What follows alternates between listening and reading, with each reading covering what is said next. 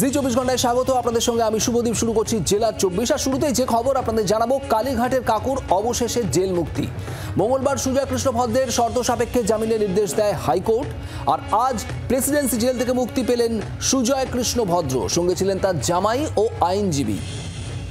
গতকাল শর্ত সাপেক্ষে অন্তর্বর্তী জামিন মিলেছে সিবিআইয়ের মামলা সুজয় কৃষ্ণ ভদ্রের। আজ প্রেসিডেন্সি জেল থেকে বেরোলেন সুজয় কৃষ্ণ ভদ্র, মুক্তি পেলেন তিনি, সঙ্গে ছিলেন তার জামাই এবং আইনজীবী। কালীঘাটের কাকু ওরফে সুজয় কৃষ্ণ ভদ্রের গতকালই অন্তর্বর্তী জামিন মঞ্জুর হয় হাইকোর্টে। এর আগে ইডির মামলায় জামিন, আর তারপর গতকাল সিবিআইয়ের মামলাতেও জামিন হয় সুজয় কৃষ্ণ ভদ্রের।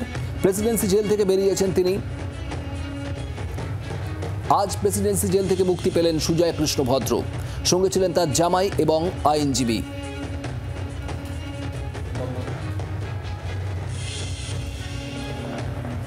একাধিক শর্ত সাপেক্ষে গতকাল সুজয় কৃষ্ণ ভদ্রের অন্তর্বর্তী জামিন মঞ্জুর করেছে কলকাতা হাইকোর্ট। আর তারপরেই আজ জেল মুক্তি সুজয় কৃষ্ণ ভদ্রের।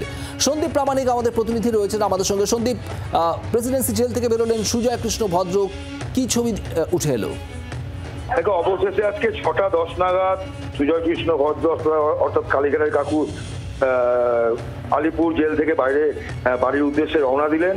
সঙ্গে ছিলেন তার জামাই এবং আইনজীবী। গতকাল বেল পেলেও সেই যেহেতু কোনো রিলিজ অর্ডার গতকাল আসেনি, সেই জন্য গতকাল তাকে জামিন তিনি প্রেসিডেন্সি জেল থেকে বেরোতে পারেননি। আজকে বিকেলে রিলিজ অর্ডার আসার পর তাকে সন্ধ্যে 6টার সময় তাকে জেল থেকে ছাড়া হলো। তোমাকে বলে রাখি, হাইকোর্টে কিন্তু তাকে বেশ কিছু তার উপর বিধিনিষেধ আরোপ করা হয়েছে। যেমন তিনি কিন্তু বাড়ি থেকে বেরোতে পারবেন না, বাড়িতে তার নিজস্ব একেবারে আত্মীয় ছাড়া কেউ কিন্তু আসা যাওয়া করতে পারবেন না। 2 জন কেন্দ্রীয় জওয়ান বাড়ির সামনে সবসময় থাকবেন। এছাড়াও তার মোবাইল ফোন দুটো সিবিআই কাছে জমা থাকবে। এই কন্ডিশনে তাকে বেল দেওয়া হয়েছে। আজকে শেষ পর্যন্ত 6:10 নাগাদ প্রেসিডেন্সি জেল থেকে তিনি বাড়ির উদ্দেশ্যে রওনা দিয়েছেন।